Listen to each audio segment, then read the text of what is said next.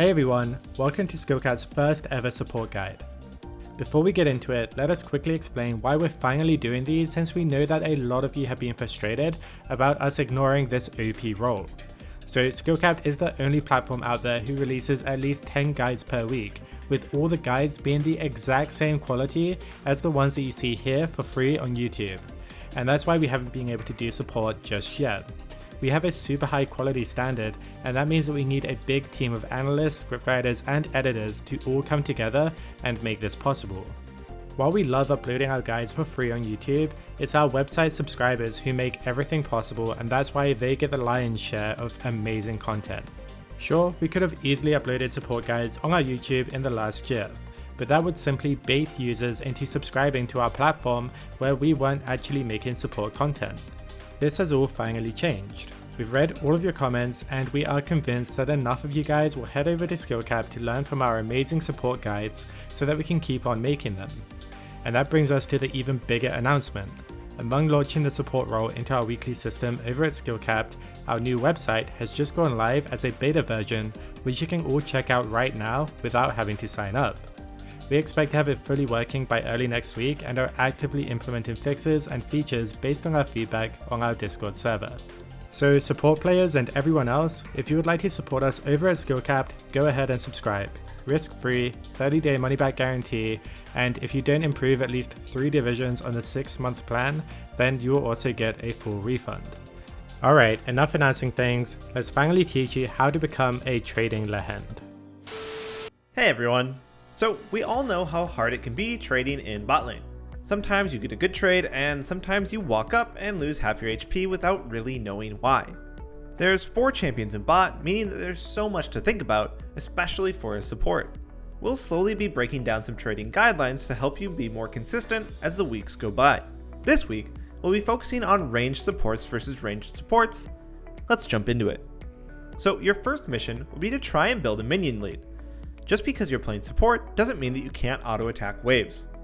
Helping your ADC shove faster to build a minion advantage is crucial to success. Having more minions allows you to move in more aggressively to land harass, because it's harder for your opponents to fight back when you have more minions due to creep aggro, and you'll have more minions to block incoming enemy skill shots.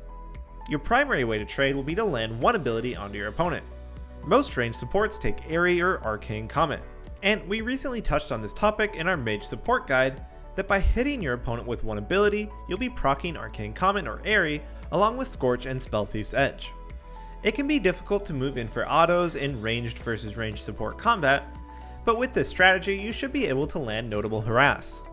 And your final mission will be to play around the enemy duo's win condition. This greatly varies from game to game since there are so many possible bot lane combinations. You need to actively think about how the enemy wants to kill you and simply play around that. You can counter their win condition with runes, items, or changing your positioning based on their champions. Alright, that's it for our mission, so let's jump into the gameplay. Today, we'll be reviewing a game from Griffin Lehends, playing Soraka. The first thing that we notice is that both Lehends and Morgana started with the red sweeper at level 1. This is a relatively new strat, as denial of vision in the early game can be very powerful. The issue is that unless you have a duo who knows how to ward, we don't recommend doing this, especially in lower elo where your ADC likely won't even place their wards. As they head into the lane, we see that the enemy bot lane isn't here yet, which means that they're leashing.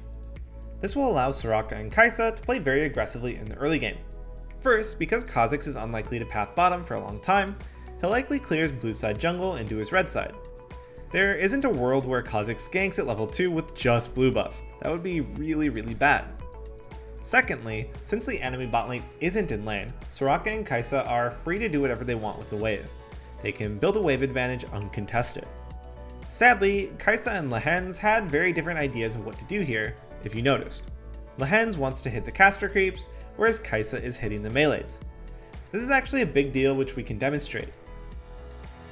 So by hitting only the caster creeps, you will still be building a wave advantage, but you're not actively pushing the wave. If your opponent takes too long leashing, it can make them miss CS, since the enemy wave will remain neutral in a sense and kill your creeps.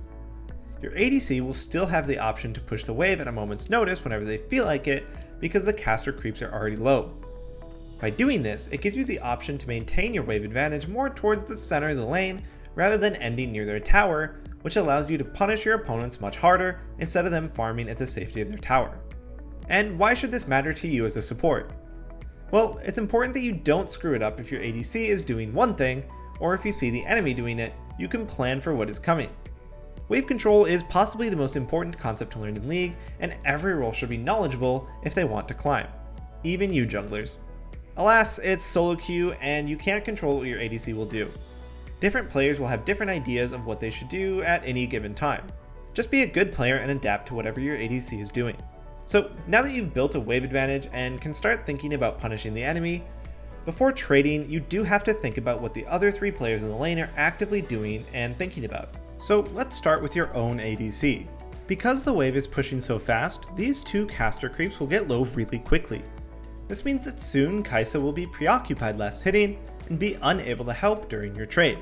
Ashe, on the other hand, only has to auto this one minion. Then she will be freely able to auto attack and W trade, with Morgana being in prime position to follow up with a Q should Lehends move forward for a trade. Therefore, Lehends just chills and doesn't do anything. Afterwards, we see Morgana casting W. She'll also be looking to apply mission 2 since she meets the same qualifications that Soraka does. This is very big information for Lehends though. Now he knows that Morgana won't have her binding till level 2. He doesn't have long until she levels up, but until then, it's a spell that he doesn't have to worry about. And since Kai'Sa shoved the wave so hard early, it's hard to punish much here, though Lehends still finds an opportunity to zone Ashe. He tanks the Morgana W to walk up to Q Ashe so that she's denied 2 caster creeps. As the waves collide, Morgana applies missions 1 and 2 by Wing under Lehends and Kai'Sa while also hitting the minions. Lehends counters back by auto-attacking the minions and landing a Q while Ashe is in her auto-attack animation. At this point, both bot lanes are in a rush to hit level 2 before the other to punish each other, so you can see everybody scramble to auto-attack minions. Lehends and Kai'Sa hit it first, so they move in to trade using heal to dodge the binding, and by landing a nasty double Q onto both of them, Kai'Sa is able to follow up and destroy Morgana's health bar. But wait, something wasn't right about that trade. Some of you may have noticed that something odd occurred. Let's rewind and watch that again. So in the middle of this all-in, Lehends and Kai'Sa hit level 2, but they got it off 2 melees and a caster creep. Normally you need 3 melee creeps from this wave, or 2 melees and 2 casters to hit level 2. So how did Lehends know to move in at this moment? If you get this puzzle right, we'll put your name up on the refrigerator for everyone to see. You have 3 seconds. Alright, remember at level 1 when Lehends cleared the enemy ward with his sweeper, well, killing wards gives a small amount of experience to you and anyone near the kill. Think about this entire all-in. The initial Q on the Ashe, it was to hit Ashe, but also to get this minion low. When he walks up, he doesn't hit the last melee, he instead hits the caster creep because he knew that it would catch Ashe and Morgana off guard, because everyone is so used to exactly how many minions are needed to hit level 2 at this point. Now, is this applicable to your game? Well, probably not, especially because we recommend the ward trinket in your games. But is it fun to watch Lehends play 5D backgammon versus Korean challengers? Yeah, it is. After the all-in, he can't find much harass under their tower, so Lehends and Kai'Sa fall back to build a minion advantage yet again by auto-attacking the wave. Lehends will now prioritize his 1-spell harass onto the flashless and already low Morgana, because that's who will be easier to look for a kill on. Then he just continues to auto-attack the wave and look for stray Qs on the Ashe. Soraka's E is basically guaranteed harass, whereas Q is not. He's super unlikely to ever land a long-range Q onto Morgana, so he'll continue throwing those at the Ashe as she has to stand still to last hit, but will save his guaranteed harass for the Morgana.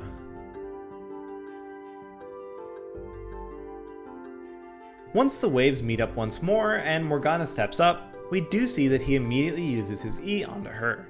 All that poke eventually prompts Kai'Sa to look for the level 3 all-in, which is easy enough thanks to Lehends getting her low through constant harass. Unfortunately, your low elo Kai'Sa is unlikely to notice this kill opportunity and will just farm.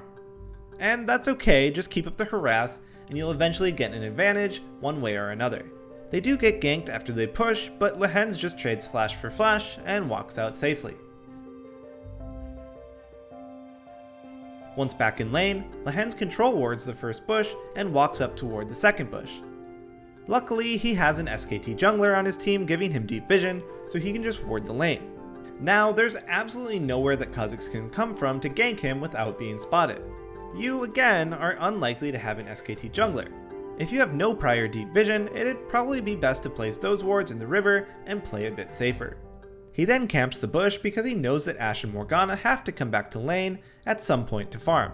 They're forced to walk up, or otherwise they'll miss CS, which means that he will get a free guaranteed combo here.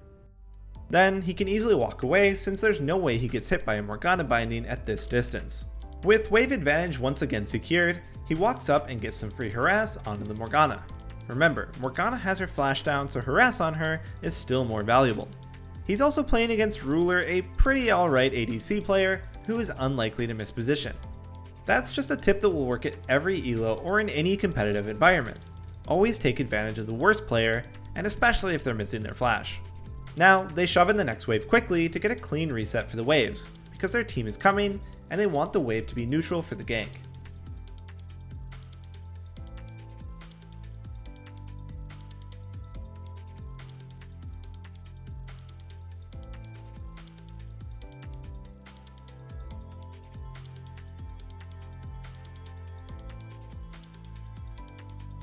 Not much to talk about here, just make sure that you always ensure that the kill happens even if your team hates you for it.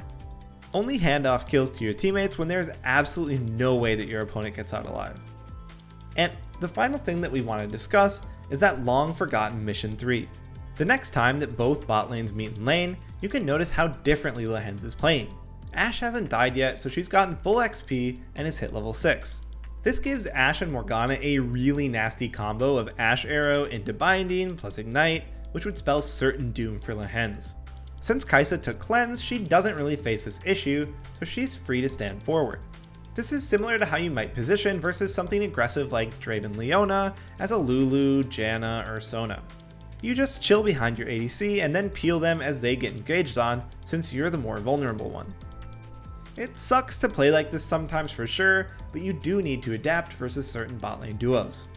Thankfully, the second his Kai'Sa lands a good W, she goes in, and Lehends doesn't hesitate in the slightest to flash and silence both of them, helping Kai'Sa secure the kill. Again, you unfortunately won't have this level of teammates, but you'll also be against easier opponents. That kind of balances things out, and should allow you to use what you learn to get more and more consistent games. Anyway, we hope you enjoyed, and be sure to stay tuned as we'll be covering trading more and more as the weeks go by to ensure that you become a master. Thanks for watching.